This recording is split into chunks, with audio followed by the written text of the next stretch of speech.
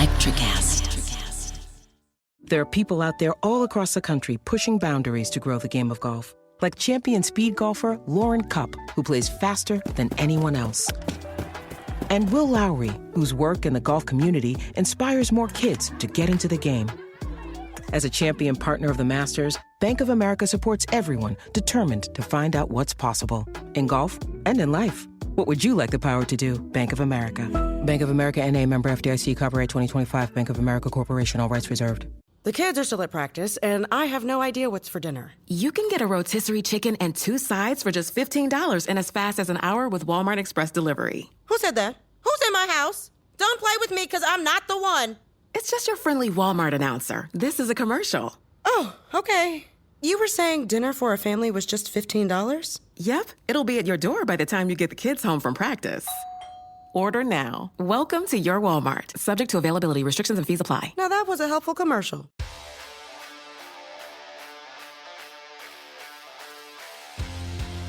Missing the point. NBA. Wow, I've loved these playoffs so far, Mike. You and I'm here with Mike Marcangelo. I am DK Sizzle. You and I have not really gotten a chance to talk about the basketball playoffs since we've been sort of balls deep in this playoff run into the second round. All the narratives have been laid out. We're halfway through several series. All the series are interesting in different ways. Yep. But let's take it from this is how I like to think about it. We'll go farthest away from the Celtics and bring it home to the Celtics. The Celtics will be the last thing we talk about. But let's start over in the Western Conference, because I don't know how closely you've been following the epic battles, the Mount Olympus level battles of the Western Conference, or as I like to call it, the conference containing whatever team is going to win the championship. But we'll get there. I just mean overall, like when I watch the Western Conference games and then I watch the Eastern Conference games, the quality of basketball in the Western Conference is much higher.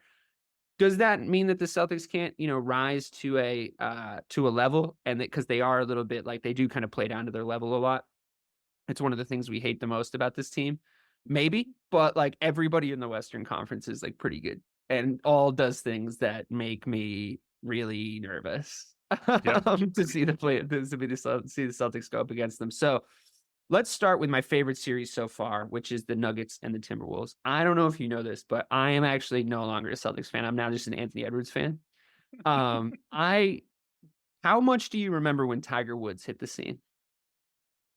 I mean, I was 10, so I think. Were you into golf yet?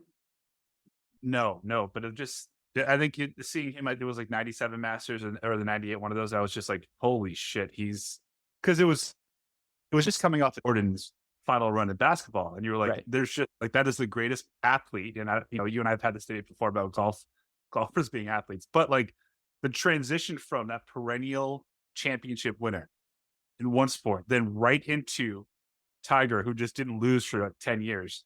Mm-hmm. That's why I look back on that so fondly, and I feel like where you're going with this is, one of MJ's bastard kids is just going to take over the league again, and Anthony Edwards. It's just that I don't know. I mean, like, it's impossible to make this prediction based on just what we've seen basketball wise, because if you just take it basketball wise, you can sort of say he's really young. The signs are there. It's incredibly promising. The Nuggets might prove to be too much for what he has right now. But like the Celtics proved to be too much for MJ at a certain point, and then like he got the correct sporting cast and hit the right age and became who he is. It could go either way, and it's a small hole to hit. It's no bigger than a womp rat. But I did used to bullseye womp rats in my T16 back home. So it's possible that, yeah, he could get to that level. The thing that is sticking out to me is the outside of basketball impact on the zeitgeist. I feel like the thing that happened when Tiger hit the scene, which I don't remember when Jordan emerged. He was just always there. He was in the culture. Yeah. But I remember Tiger happening to society. Like everybody all of a sudden knew who Tiger Woods was. There was conversations around every water cooler in America, nay, the world, about this crazy, phenomenal, clearly going to be the GOAT golfer. And it sort of was it mattered too much that it was like bigger than golf. You know, it was Tiger versus the field was bigger than golf. And I just think he's got all those qualities. You know, he's just got the qualities to just sort of enter all of our brains and not leave until he's good and ready. And in addition to that, he's a fucking baller. Like, I just love watching him play basketball. Beautiful, beautiful game. Would you like it if something like that happened? Would that be good, even though he's not a Celtic? Would you take the atheist approach, if a sports atheist approach, where you say like, this is just good for the culture, baby? Yeah, I think I would, especially because it's a smaller market, right? So if you see the emergence of what could be the next great player in the league, and it's from not a top 10 market, and they just start dominating and becoming perennials, yeah, I think that's good for basketball, because you're always going to have fans in New York, LA, Boston, like all the big markets. But if you can start saying like, you too, in a small town can have like the next guy, I think interest just continues to go up. I also think that he is. I think you and Ray talked about this last week, and I really loved it so much that I wanted to kind of rehash it. Is that he is the perfect complement to Cat, right? Because I think we've always just said that, you know, we would want Cat here because someone like Jaylen Brown would get him going. Anthony Edwards is Jaylen Brown on fucking steroids. I know, like and you can see it, like that he's made Cat better. He's made this entire culture for the Timberwolves better. Like they went on some hard times after KG left, right? And to think that he's just, you know, we said this about Tatum all those years ago, but he's fucking 22, and he's already just, you know, dropping his sack on the entire league. I mean, he's better than any 22-year-old I've ever seen.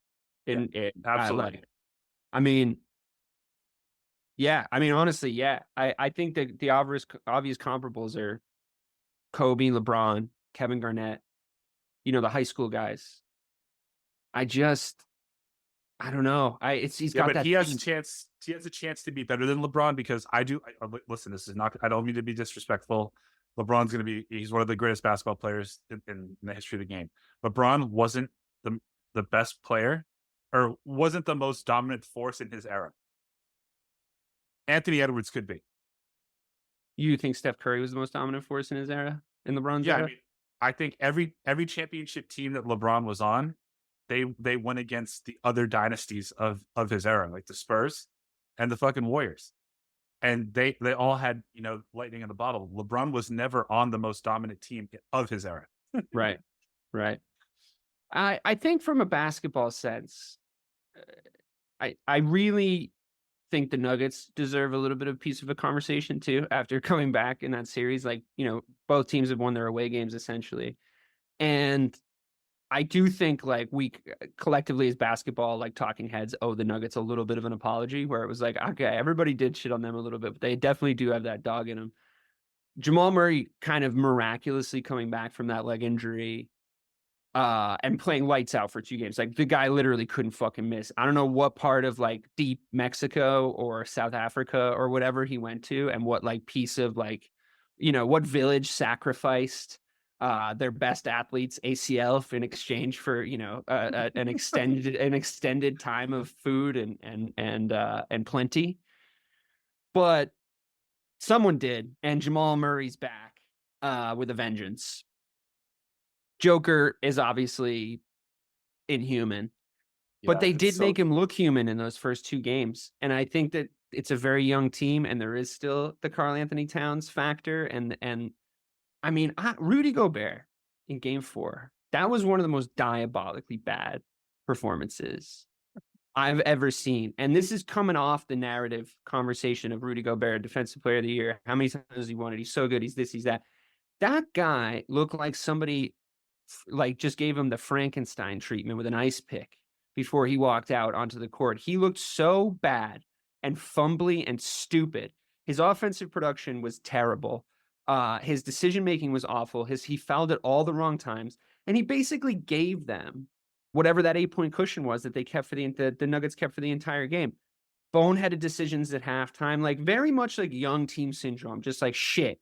Like this is getting away from us. Like we're not, and still very talented. And Anthony Edwards still went and got his. Like he was the best looking guy on the court. Karl Anthony Towns looked abysmal.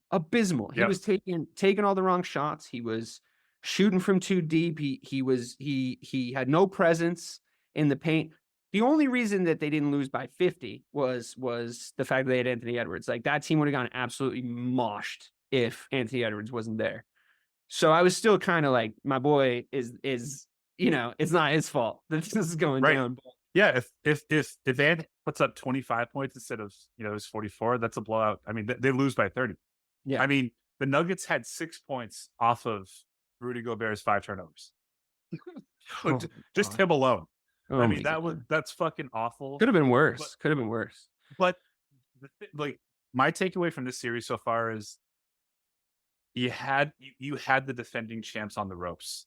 I know, and you fucking let them back in. Now, like this, if the now you got to go to Denver series, right? If the Nuggets win this series, like, let's just say if they win in 6 and they just go 4 in a row, I would make the argument that the Nuggets they rope-a-doped the Timberwolves, right? Like they stood there, they took their fucking best shot, and then Jokic was like, I'm still gonna put up 28, 14, and 10 every game, and you're not going to be able to keep up with me. They just were missing though. Like I don't know if Jamal Murray and Aaron Gordon are gonna have this same. Like Jamal Murray maybe, but Aaron Gordon had fucking lights out game, dude. My guy did not miss, and he's just not that dude.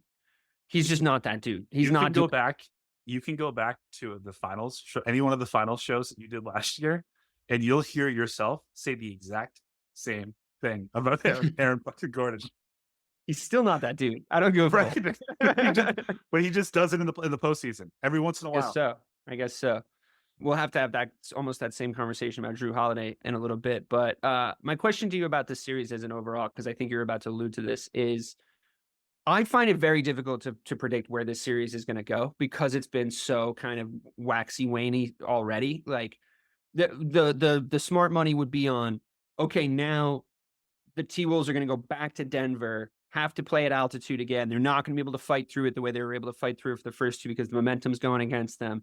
Denver are champions for a reason. They're going to smell blood in the water. They're going to step on their neck. But every single game and every single couplet of games has completely gone the opposite direction of the common sense narrative going into it. So that makes me want to zag, and I'm very nervous to say definitively what I think is going to happen. Like that situation I just described is probably most likely, but like, are we sure Anthony Edwards isn't secretly making all of the locker room of the Timberwolves psychopaths like him? And he's just going to go out there and like, this is his last dance moment. Like I took that shit personally with a fucking cognac in a ludicrous house with rooms he's probably never been in. Like, are we seeing that in real time? I don't know. I mean, I think the MJ comparisons from like complete overreactors like me are a little probably unfair to him, but where do you think the series is going to go? And I mean, what does that do to Anthony Edwards? I can see if he's able to overcome this. If we believe that patterns they actually exist in the NBA, then I think that Game 5 is going to be a blowout because it has been close game, blowout, close game, blowout, close game. So now we have to have that 20-point win.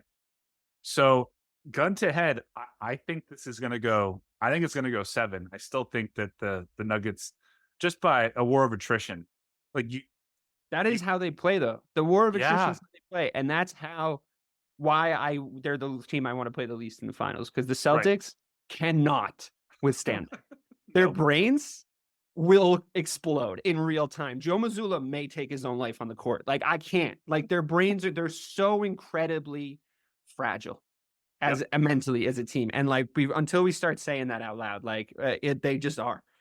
And especially watching what the T-Wolves did in the first 2 games against Denver, I was like, oh my fucking God, this is exactly how I want my team to play.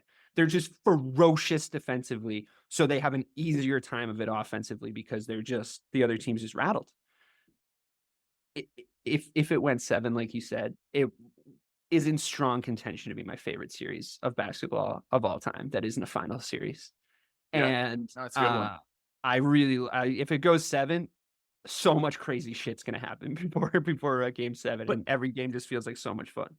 The thing that makes me believe that the Nuggets are going to win this game, this series, other than the fact that they're the defending champions and they have probably the best center of our lifetime. He will go down as probably a top 3 center of all time. It's that they responded to a I 20 think it's still Shaq. plus. Just for the record, I think it's still Shaq. Yeah, for sure.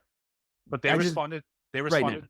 to a 26-point loss by handing a 27-point fucking beatdown 2 nights later.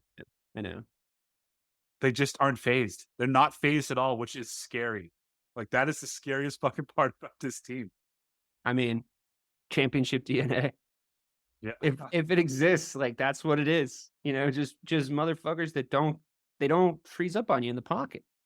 Yep. You know, like they get calmer. They're ice cold, you know, and like the Nuggets do have ice in their veins. Like they just did exactly what they needed to do. Methodical, one step at a time, one brick at a time. Like they just lay the house around you. It's like the cask of the Amontillado, and they just like bury you one brick at a time until you're like, wait, are you burying me in here? And then it's too late. Too late. It's Can't too get out. late. You're done. You're buried alive. Quicksand. They're quicksand incarnate. I mean, I like the Nuggets too, is the thing. There's a lot of like animosity towards them, but like I really like how Joker plays basketball. And so it's just been a lot of fun to watch like 2 high-level teams go at each other, and definitely the highest level of any series that we're about to talk about.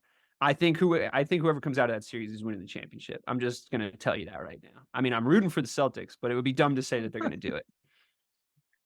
I agree? want podcast DK to talk to Discord DK and just figure out like an in between, because when the Celtics are going, everything's going well, you're just like, this team's fucking cooking. They were saving it for the playoffs. But I think you're just overcompensating, because you know that if that well-oiled machine runs into the Nuggets in the finals,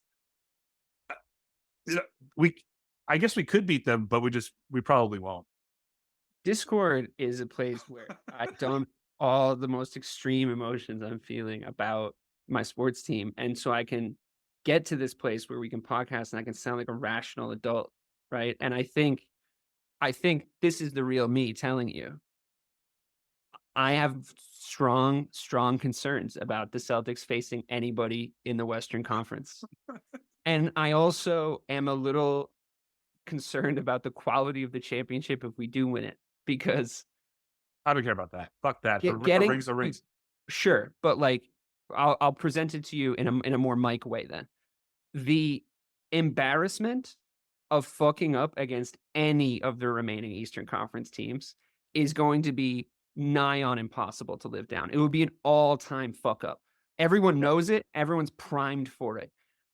The Celtics are looking down the barrel of facing and defeating a Jimmy Butler-less Miami Heat, a sometimes Donovan Mitchell-less Cleveland Cavaliers, a full-blown funeral home of New York Knicks and Derek Brunson on one leg.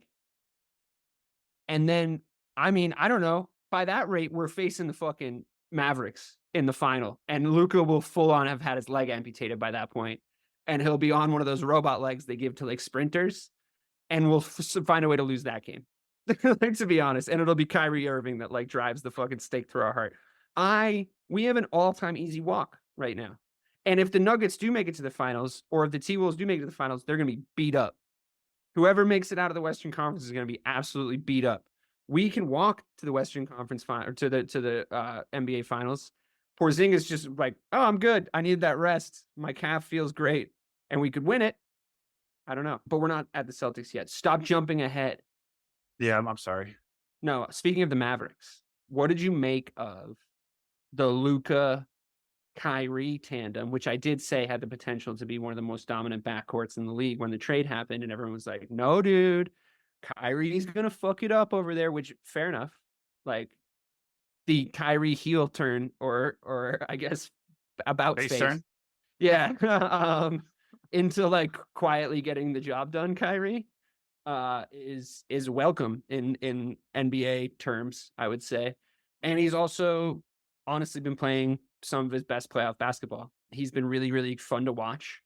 He's kind of always fun to watch, to be honest, which is why I sort of stuck with him for longer than maybe I should have. And like Luka's honestly just bringing the pageantry. Like he's so dramatic. Like every time he hits he's so European. Every time he hits the deck, it's like, it's like he's been shot. But I kind of like it. It's really adding like a sort of a Phantom of the Opera, sort of like an operatic large score situation to the NBA Western Conference playoffs. I've been enjoying it. He's really hyping up the vaudevillian costume theater of it all, you know. And because it's not something that happens all the time, it's kind of funny when it happens when Luka does it. So, what have you made of those guys? And I've been very impressed with SGA. He's sort of still at times looked like the most probable player to win a series on the floor to me. But it's a fun battle of a bunch of really good guards, which is like those are just fun games to watch. So what have you made of that series so far? And which backcourt do you think is going to win it for their team? I mean, it should be Luka and Kyrie, just for the mere point of just the talent that both of those might be a top 5 guy. Okay, but is the number Probably 2 on OKC better than Kyrie or Luka? No, but so that's it. Well, I mean, I don't know. You can make it. Chet's good. Like he's good. I just think their 1 through 5 is better, and I think they have the best player potentially. So, yeah. Especially with Luka. I don't know, man. I think on his he's a little bit older, but if at his best, I still think Kyrie is a top 10 player in the league, and at his absolute best, I think that Luka is a top 10, top 5 player in the league. One of the things that you and Ray have kind of been chirping about, and like in my ear about all year, or ever since I would say the trade deadline of this year, is just look at the Mavs defense. They're actually playing defense. They're actually playing better defense. And you see it. Like Kyrie was not known for his defensive prowess when he was here in Boston, obviously. Neither was Luka. But I think the biggest transition has been once Kyrie has decided that he does not want to be the focal point and he wants to put everyone else on the starting 5 over, that's when that team's the most dangerous. Like when he is the facilitator, they're doing great. Now I know that Luka primarily is the ball handler, right? And everything goes through him. But if you see off the ball, Kyrie moving around, directing everybody, that's when he's at his best. And he can still fucking kill you with a teardrop, like a mid-range shot, and then his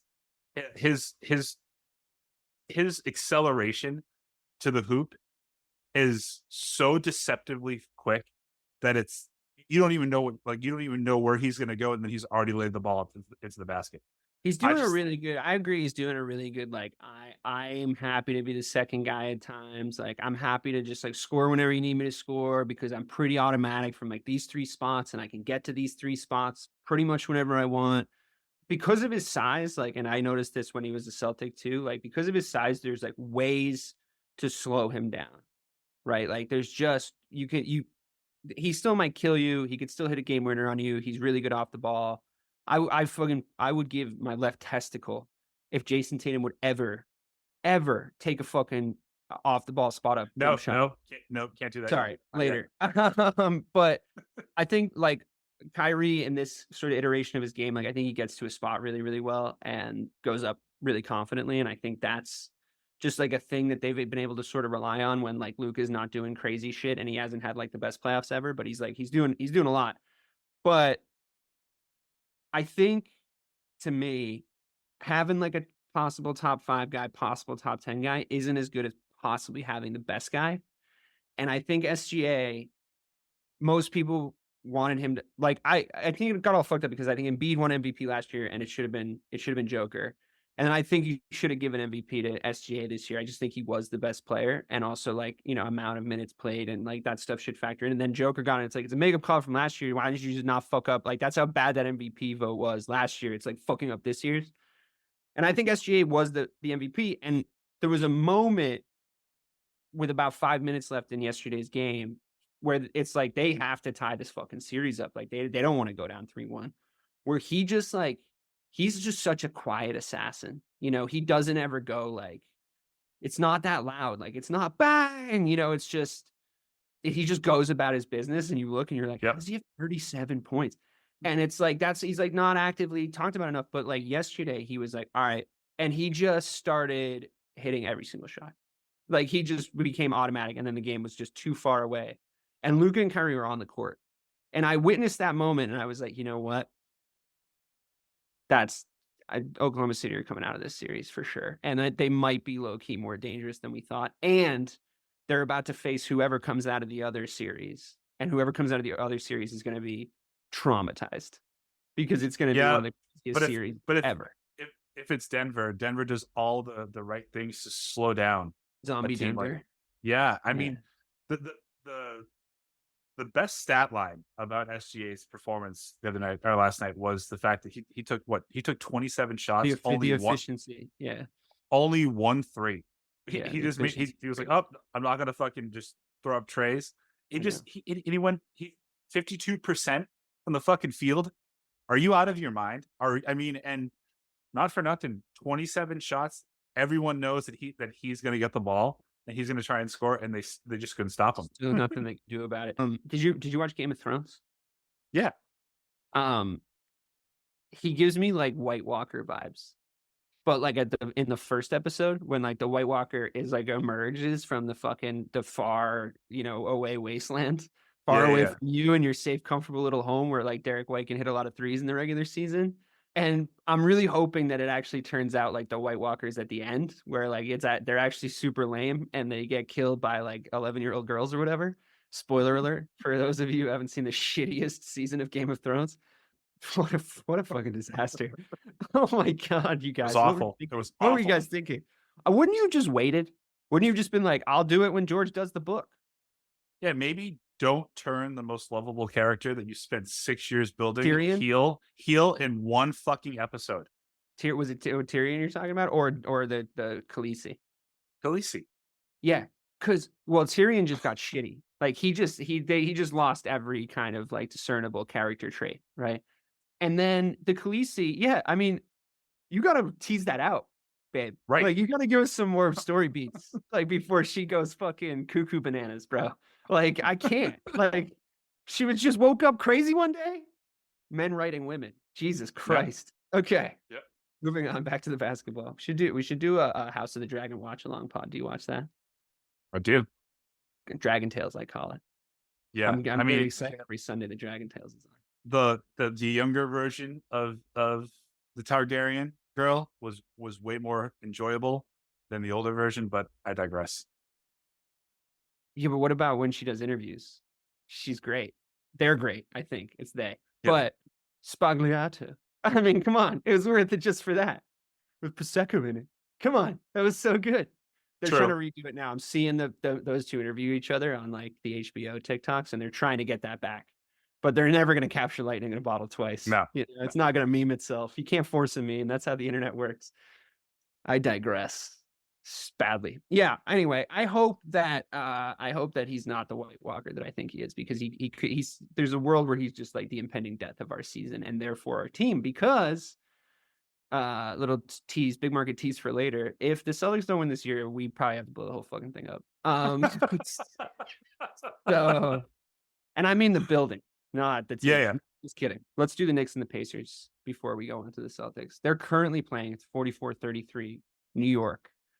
What have you made of this series so far? I feel like if the fan base that can most closely relate to the Boston fan base right now, I would imagine is the Pacers, because it's like they're all injured. Just win the fucking game. They're all injured. I don't think I would love to see Indiana in the next round. Obviously, that would be my choice. I think like Brunson is probably going to spell danger for us, because he seems to be able to spell danger for everybody. I have some thoughts about his size that I've already gone over on this show, but they're tied 2-2 right now. New York is looking like they're probably going to win this game. I mean, it's only the second quarter. You never know, but what the fuck, Indiana, right? I mean, what the fuck? What is up with them? Wouldn't you be so mad if you were a fucking Pacers fan right now? If you'd be yelling at all 6 of your wives. Yeah, I mean, you're going up against an infirmary of a team. And their one star apparently just let's just leave talent out, has more fucking grit than you. Like he's just willing his entire team to be better than all 5 of your starters. You know what I mean? Stud, dude. He's kind of a stud. I didn't want him to be good. Like I was sort of anti Brunson for a while. Like I think partially because he was a Knick. Yep, Mike's. Yeah, okay. I'll do it. Let's see. Yeah, let's see if the Knicks have like that guy that they think they have. Like I doubt it. But he might be that dude. He genuinely might be that dude. He's really small for our backcourt though. If the Celtics face him, I don't know. On paper, I mean, I know we never do it like this as a fucking Boston team, but on paper, we should be able to close down that whole Knicks backcourt. They're 1 through 4. Their tallest guy is 6'5", 1 through Right. 4. So And they have a what- 7-footer that starts at 5. what we'll do is we'll try and play. We'll try and beat them at their game Right. instead of making the play ours. Right. We might as well just come out in some Knicks jerseys. Be like, I do love Jalen Brunson and his brother Pat, like you said earlier. I mean, I think the whole Brunson family is just great.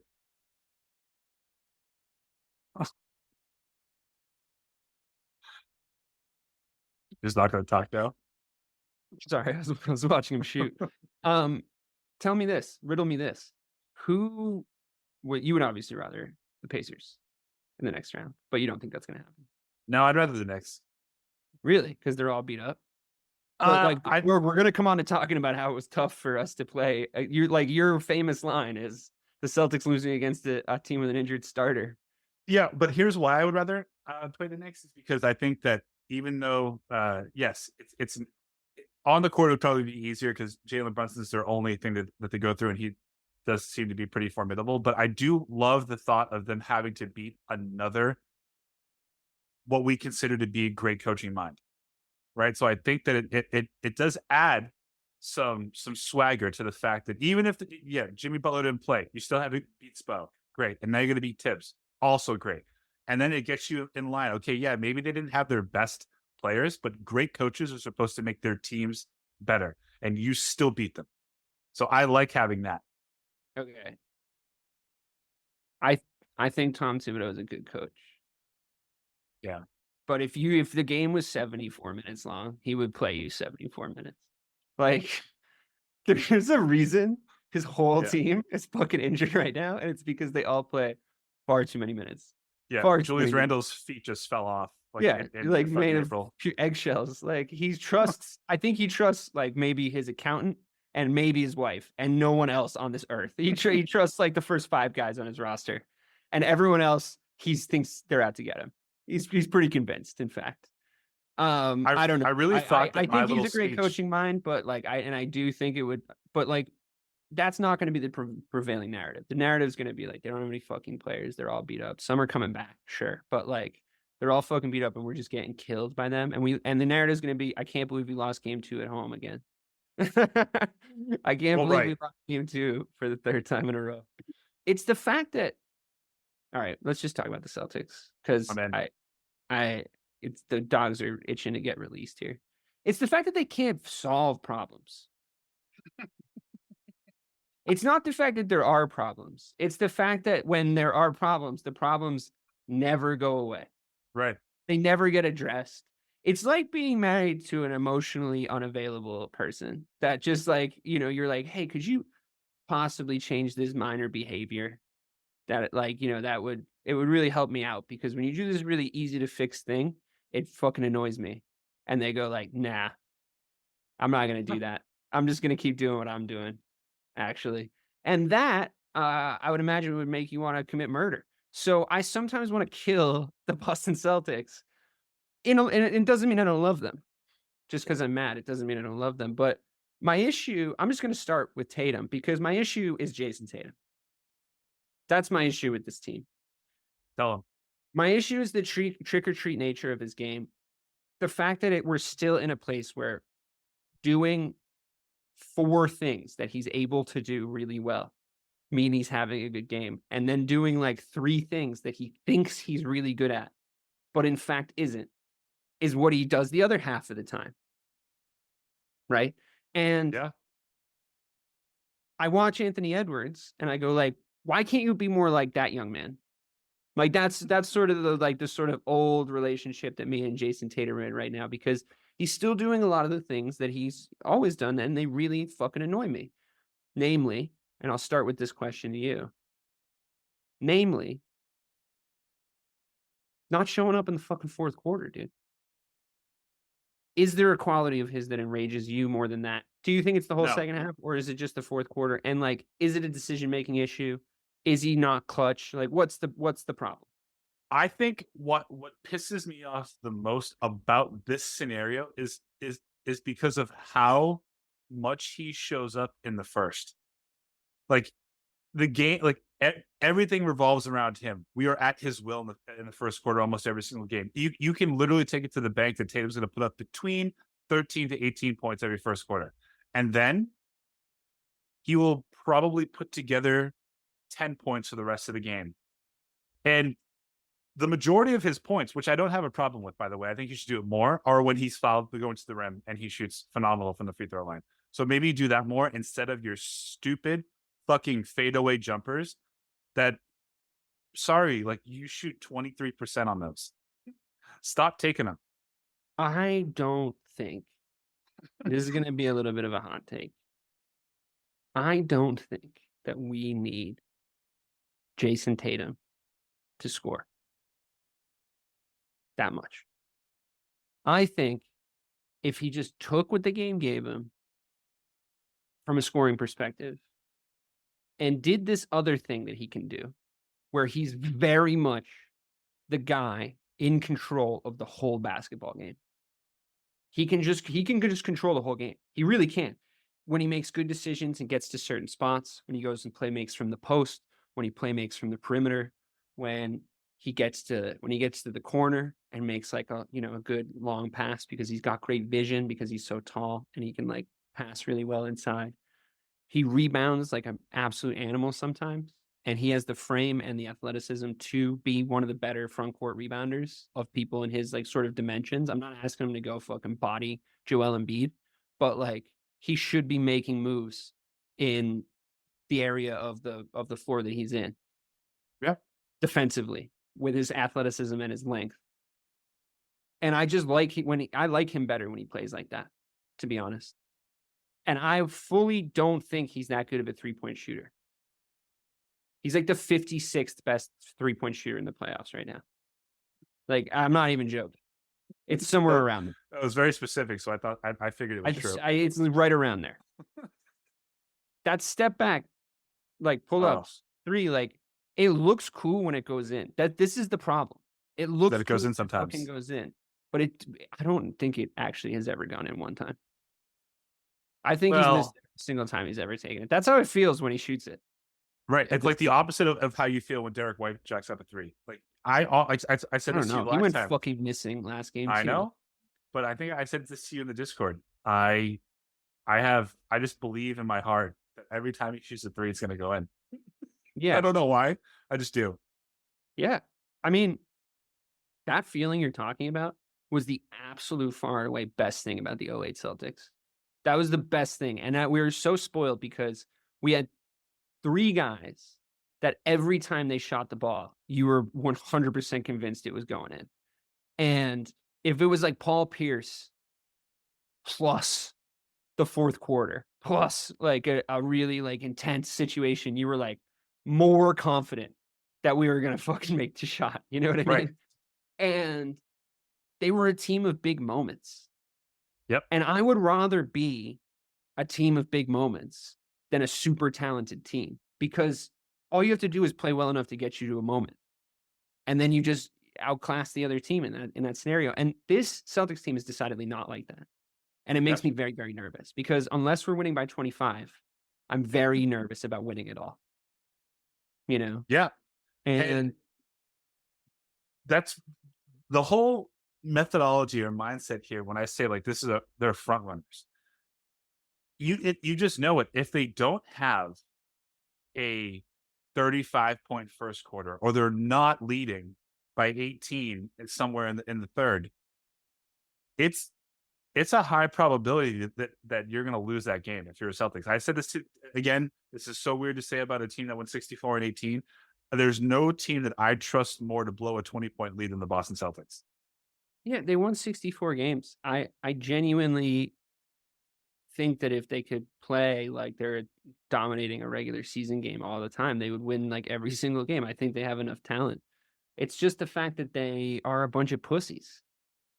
That's the part that really gets me. I mean, we just have to dig down into the idea of the fact that there's something really soft about the core of the team. And like, unless somebody goes in and like on the inside recognizes what the fuck that is and decides to like buck the narrative, buck the trend and take.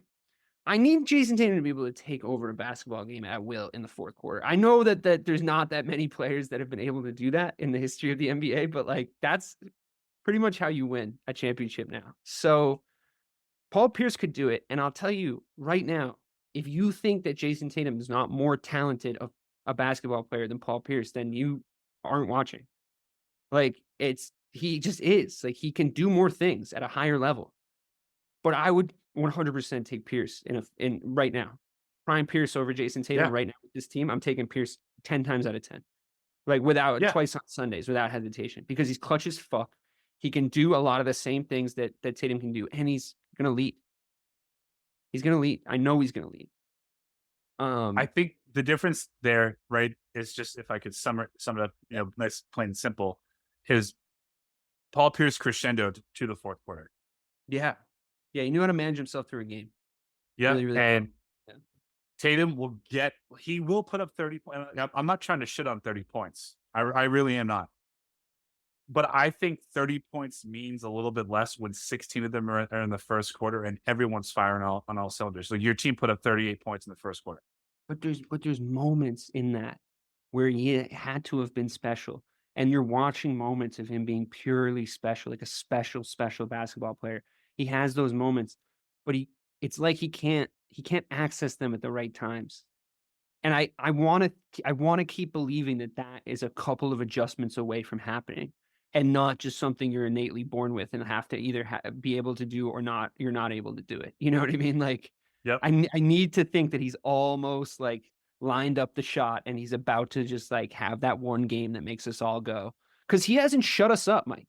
Like he hasn't. Like he'll have like a good game or whatever, and his last two performances have been good, but they're not like, yo, shut the fuck up, obviously now, because you're wrong. Now, if from this point forward, if you say it, you're wrong.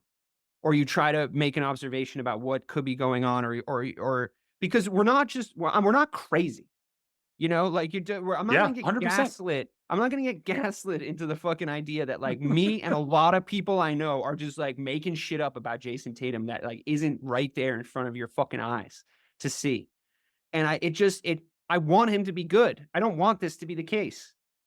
But you watch Anthony Edwards, you watch Joker, you watch SGA, you watch Kyrie. I mean, Luka, the guys that Brunson, the guys that everyone has a guy at this point, at this moment in time. Like everybody's got the front runner, leader, captain, the Leonidas of their team. And I'm just worried our guy is like more of a prince than a knight, I wholeheartedly agree with that assessment. And the one of the most aggravating parts of it too is, if we just want to transition into also Jaylen Brown, is that Jaylen wants to be the guy. I know. I kind of just want him to be at this point. Fucking wants just let him to off be. the leash, dude. He tries so fucking hard, but he doesn't have the same talent level as Tatum. And Tatum, like you were alluding to, it actually flat out said, in crunch time or in big moments, he just doesn't want any part of having the ball. Like he defers.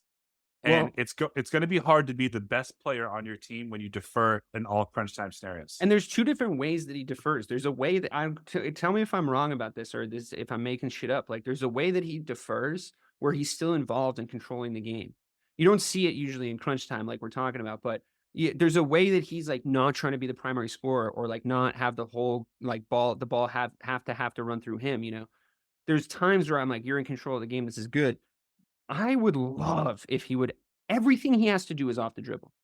He will not do something not off the dribble in a scoring sense. Like if he's going to try to score, it has to be off the dribble, because he's super fucking dominant and long off the dribble. I get it. It works. Like he does create space. But man, can you just move off the ball? And can you shoot can you catch and shoot? Can you learn how to catch and shoot? Because it would be really fucking helpful. if the team in general, other than Derek White, could learn how to catch and shoot. Did you see Holiday doing it and how helpful it was to just rise up sometimes when you get an open shot, like in the mid range?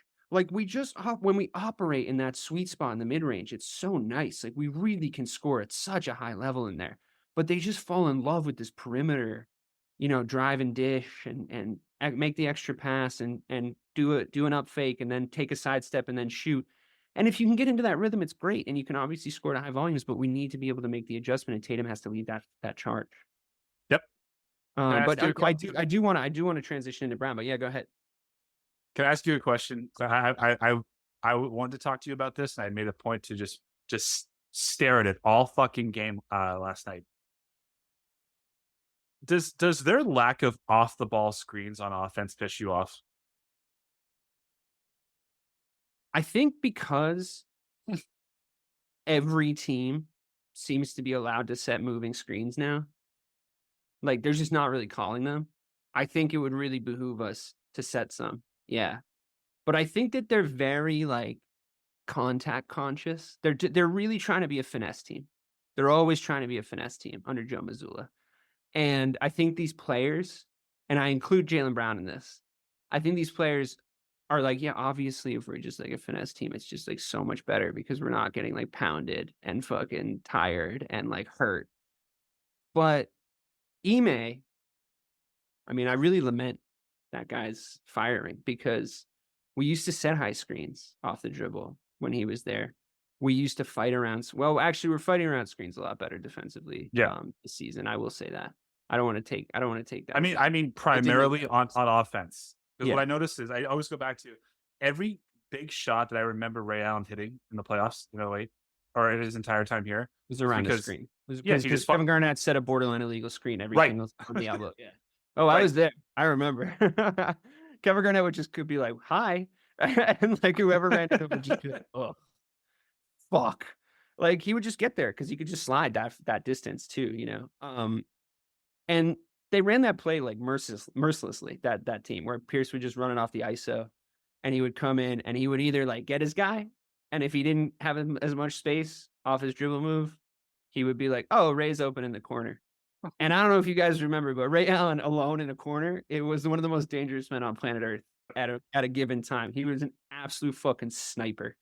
So I don't know if we have a guy like that, but like, man, we have so many good shooters. Like you would think, I agree with you. You would think we would just be like, yo, can somebody just like fucking set me a pick?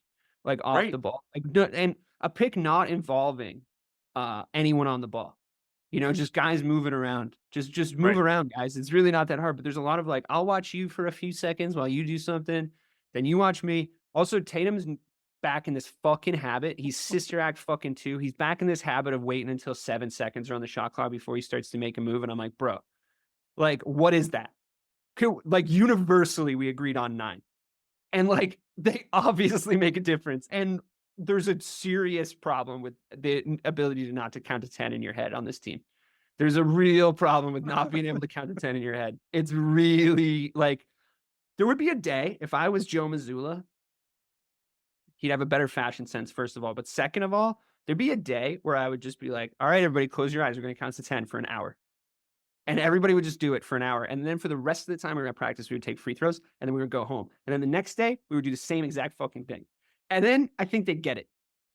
The counting to 10 thing and the fucking hitting the free throws thing. And then here we are.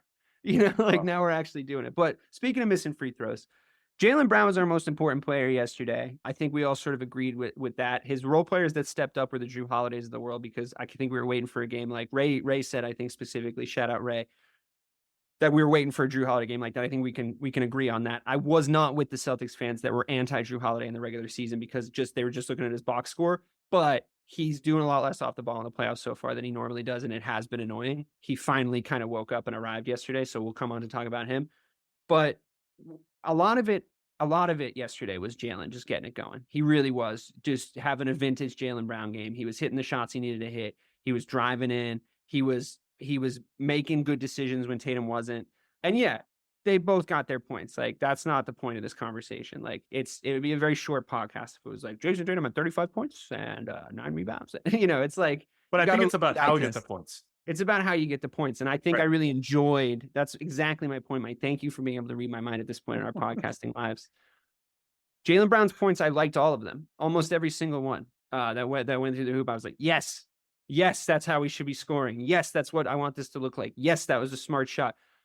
This team often has too many. Yeah, it went in, but I was like, no, right before it went in. Sometimes it does. Like I'm often have pie in my face when I'm watching a basketball game. And I go like, not that fucking shot, and then it goes in, but I'm still right.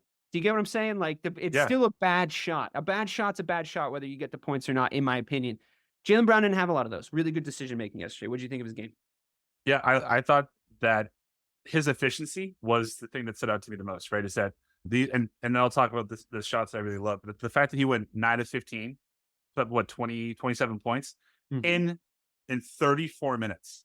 That was super efficient. It's almost like he tried to control the game without putting up the most shots. And I talked about I don't want to see Tatum's fadeaways anymore. But you give me Jaylen Brown's mid-range turnaround fadeaway every fucking time, like injected into my veins. Because he hits. I mean, good.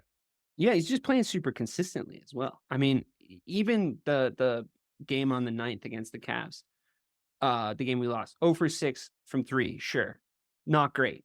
We don't love that. Then he goes on to go 2 for 3 and 2 for 3 twice in a row. 9 rebounds, 8 rebounds. 28 points, 27 points in even less minutes, like you just pointed out. So an even higher efficiency game on the second one. These are the Jaylen Brown games we need. 0 for 6 from 3. No Celtics should be posting that stat line. And I include Tatum in that.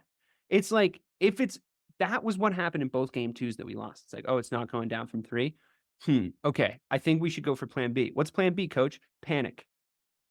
And don't do anything to amend the game plan or whatever. Just everyone freak out. Shoot on the wrong net. Don't put your shorts on before you go on the court. Just look absolutely bamboozled, like you've never gone through a cold streak in your entire lives. They do that really well, by the way. They freak the fuck out really well. They absolutely do. It's why I don't want to play the Nuggets. I thought, and also I think he had 4 or 5 turnovers, and I wanted to make sure I bring this up because those 5 turnovers in last night's game, they just felt so much better than every turnover he had in that series against the Warriors. You know, like it felt like that the one that got him made egregious. Fun of for like the rest of his career. By me, yeah, exactly. By everybody, but yeah, by you.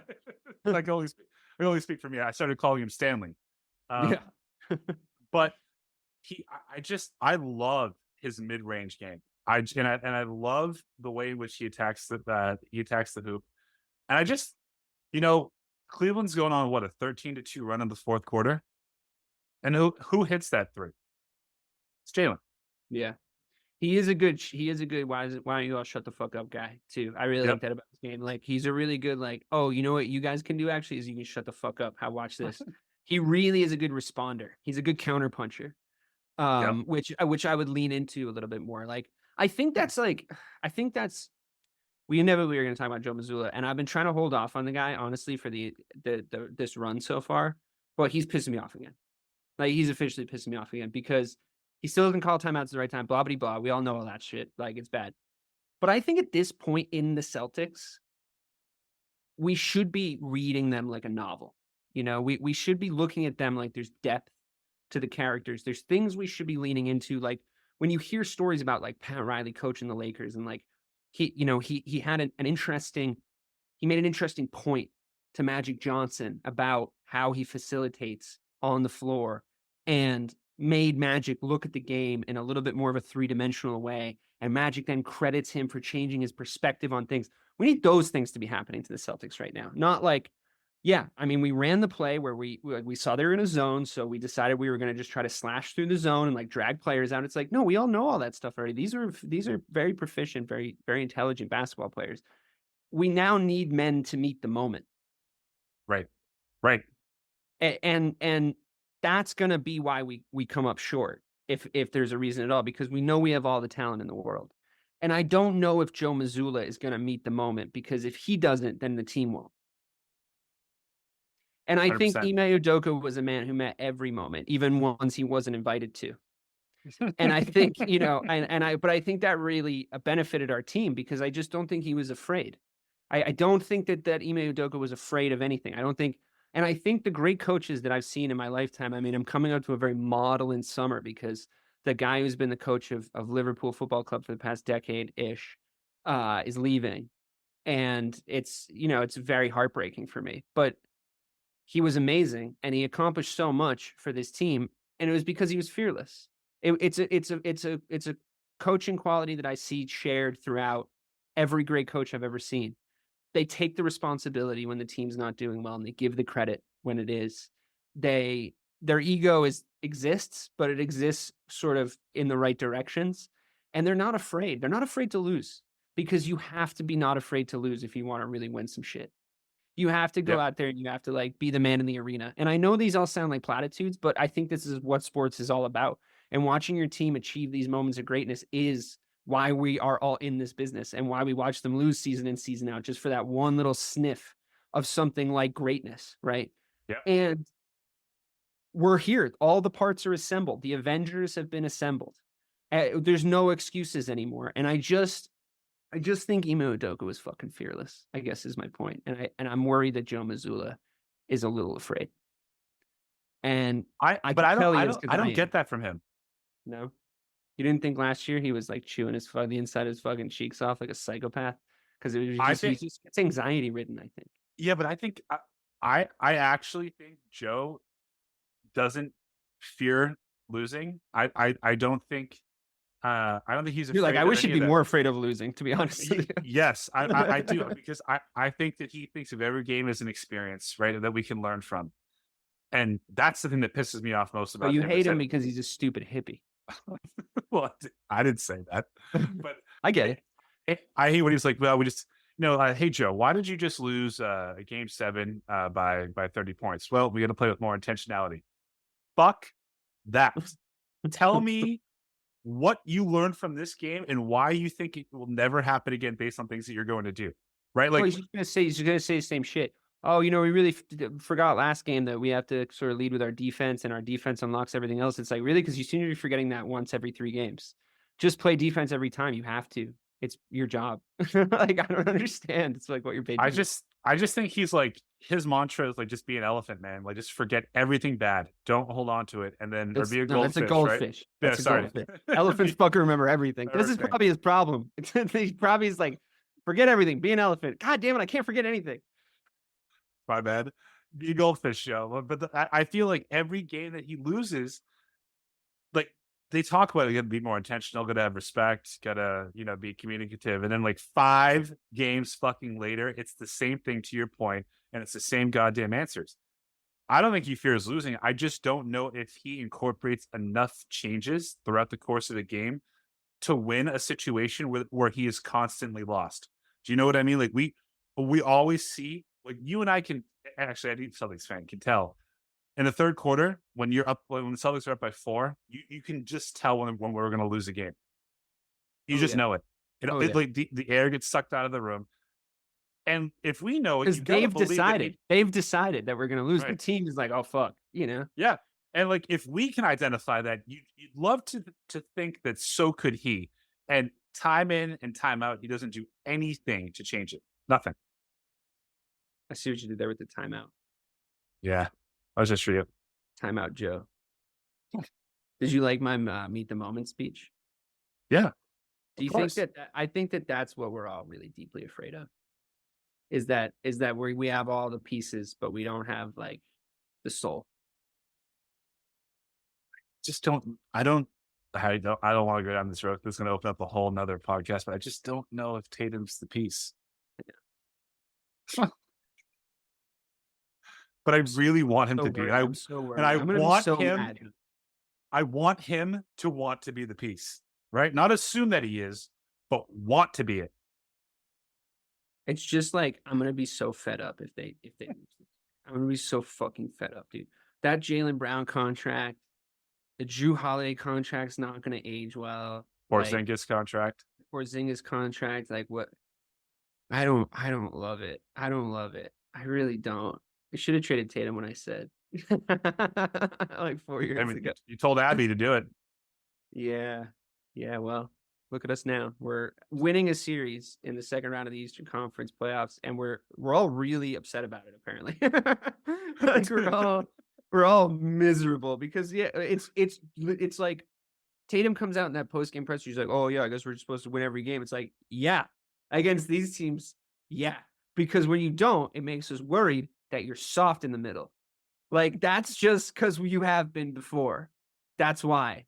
And I hope that like, because you know the way when the Warriors just sort of snatch their soul, like they just like we're like, let's look each other in the eye for a second and see who blinks first. And the Celtics just blinked so hard, like immediately.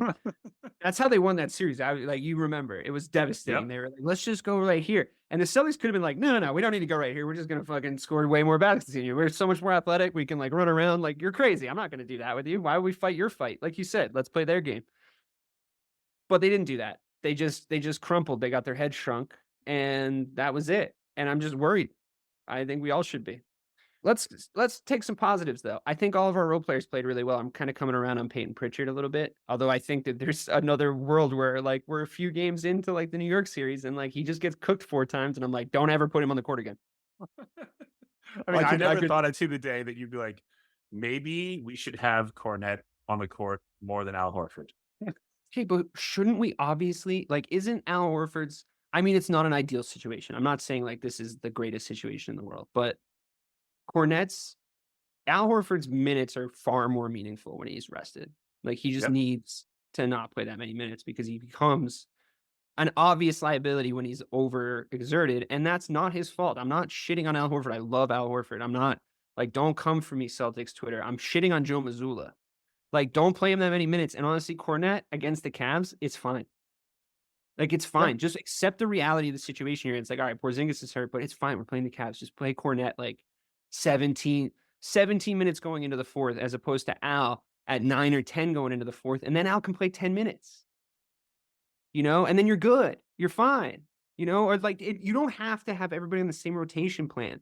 Well, he's a starter, so he's going to play these four. It doesn't matter. Just get him in there situationally when you fucking need him, dude. It's not that hard. I would run a 1 through 5 with Pritchard at the 1 and Tatum at the 5 at times against the Cavs. No problem.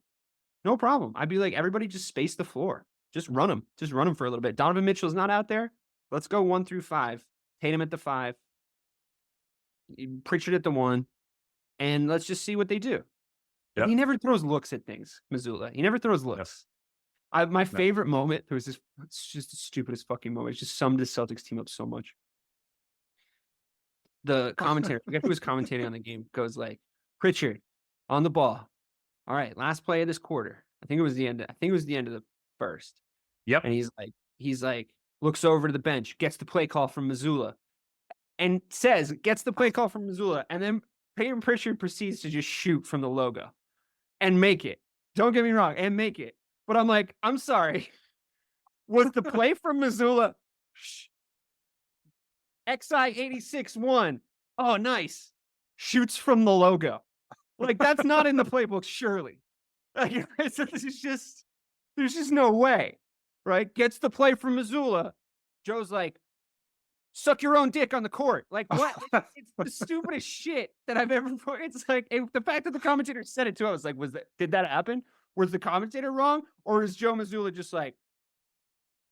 And then he just shoots from the fucking logo.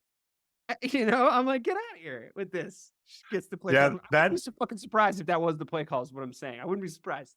I mean, that just didn't age well at all for Mazzulla, because I actually watched that clip like right before we started recording. It was like, Pritchard, there's 10 seconds left, looks over the bench, gets a call from Mazzulla, and like, what did Mazzulla do? Just go. And so are we supposed to be playing a basketball game? dribble the ball a little bit, then step back 3 from the fucking half court, and he hit it. Oh, he gave me the dribble the ball a little bit, then step back 3 from the half court signal. Oh, nice play call, coach. Yeah. If only you could just be like, drain it from there, like, and it worked every time. Wow, that's an unstoppable play you've drawn up, Coach Mazzulla. It's almost worse that it went in, because now, like, if he did wave off a call from Mazzulla, he's like, no, I did this before. Fucking nailed it. I'll do it again. It's like, I know. He definitely. And I want to know what the play was. I want to know what it was. He had to have waved it off. He had to have. And like, that's if Peyton Pritchard's like, shut up, Joe. We're in a bad place, dude.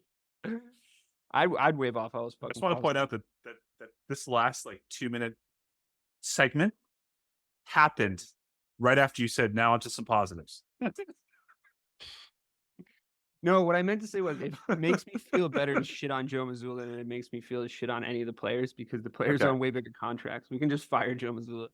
Yeah. It's like really not that big of a deal. Probably should have done it last year, to be honest. I really want to know what he did. You mean who? Yeah, I want to know who Ime did. And honestly, like, who doesn't love the Celtics enough to have just taken one for the team within that organization? You know, who doesn't love the team enough to have just taken one for the team? Be like, I know you fucked my wife, but like, man, they're playing some sound defense out there. So let's just let Ime stay. You know, come on, man.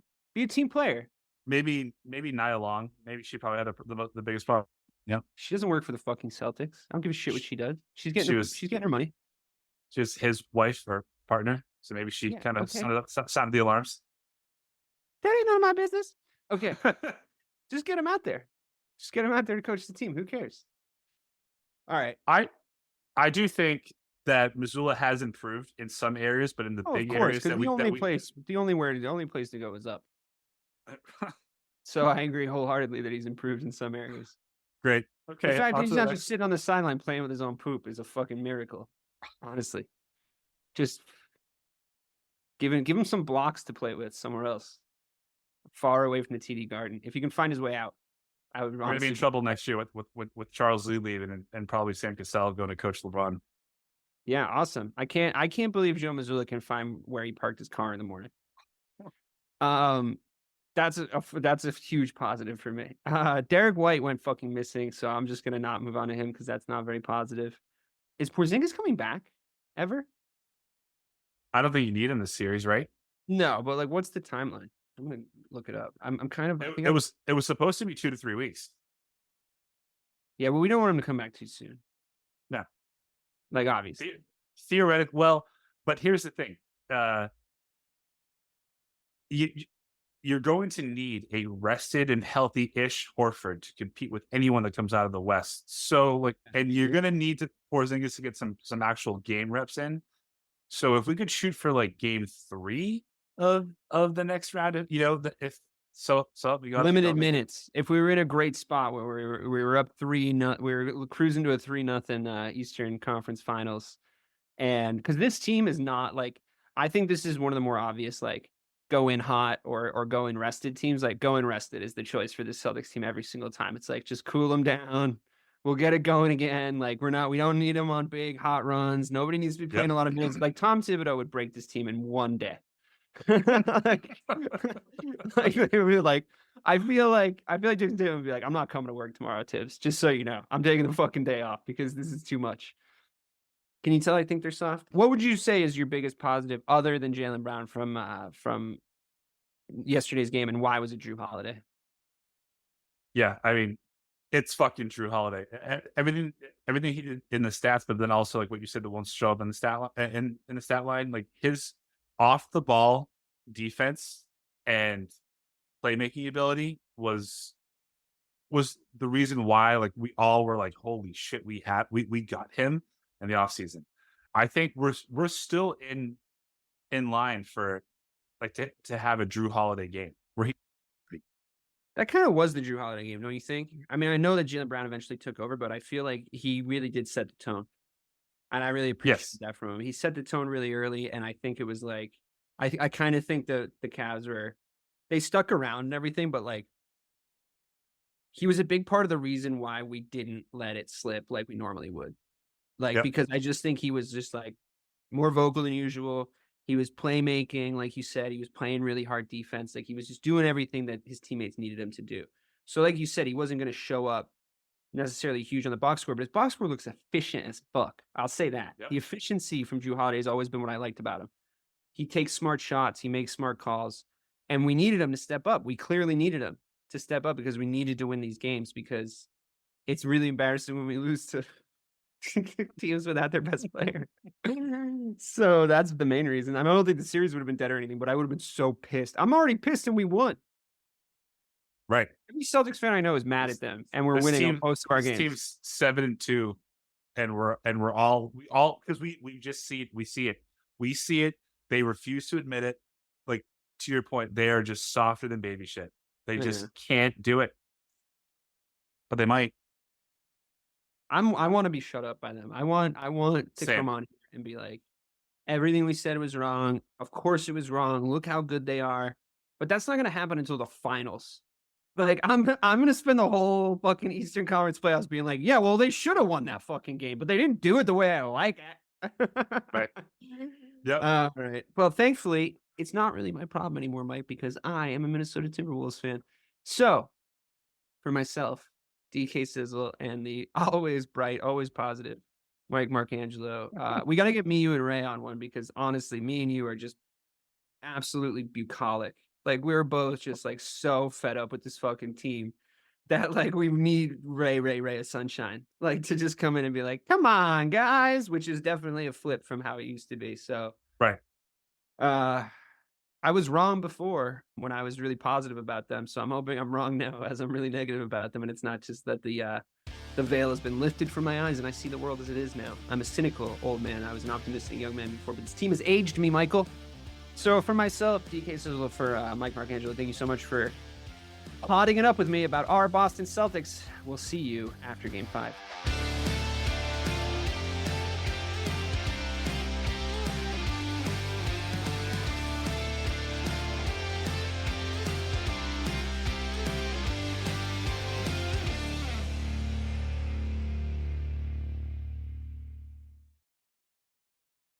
Hi, I'm Sherilyn Fenn from Twin Peaks. What did you do on your last Saturday night? Did you hear something? Toilet paper. There's none. Nada. The reserves have gone dry. People are hoarding it. I should have done that. They're all out of hand sanitizer at my Target. Mark, when did you last watch the news? We are getting reports of forced quarantines in China, Japan, and now Italy. You're cutting onions in half and putting them around your apartment. Yes, exactly. It kills the COVID. Excuse me? Let's go. Let's go. Get in. Vamos, rápido! Have you ever driven one of these? Never. I'll drive, ladies. I've got the keys. Excuse me, I'm lost. I'm looking for my wife. I got turned around. Join me, Eric Roberts, Jennifer Elise Cox, and Ed Asner for The Last Saturday Night, an Electricast podcast. You'll love it. Electricast. Electricast.